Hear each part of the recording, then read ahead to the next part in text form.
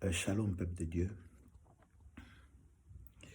J'aimerais juste encourager une personne et exhorter une personne et surtout aussi préparer et avertir une personne. Je me souviens un jour, il y avait un jeune serviteur qui est venu chez l'archibishop Benson Idaoussa pour lui demander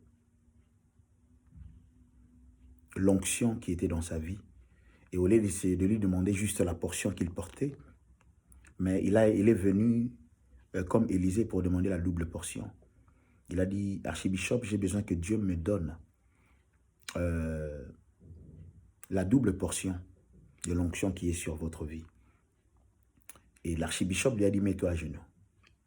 Il a imposé les mains en disant, Père, que les combats, que les persécutions, que les mauvais témoignages, que les combats, que les trahisons, que les abandons, que les mensonges,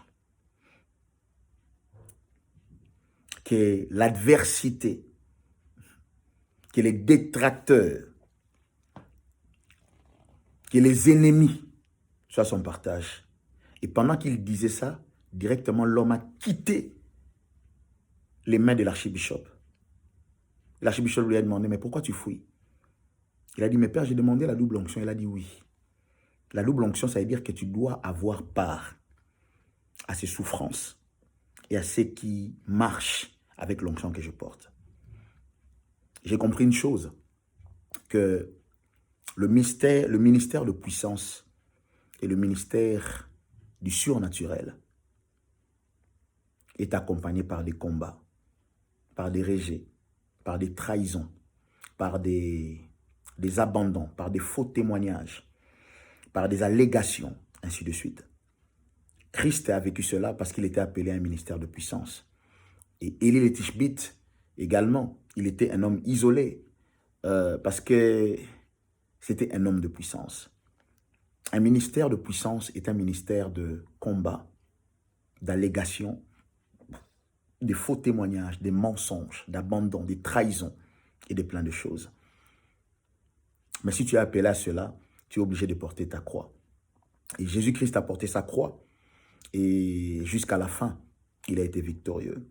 Et mon père béni In, mon père dans la foi, c'est lui qui m'a adopté, a vécu et continue à vivre ça jusqu'à aujourd'hui.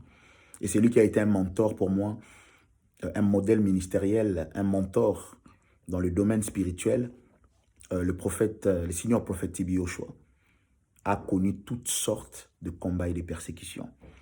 Mais à la fin, la plupart de ces détracteurs ont changé de langage, bien qu'il y a eu certains qui sont demeurés téméraires et sont restés adversaires jusqu'à sa mort.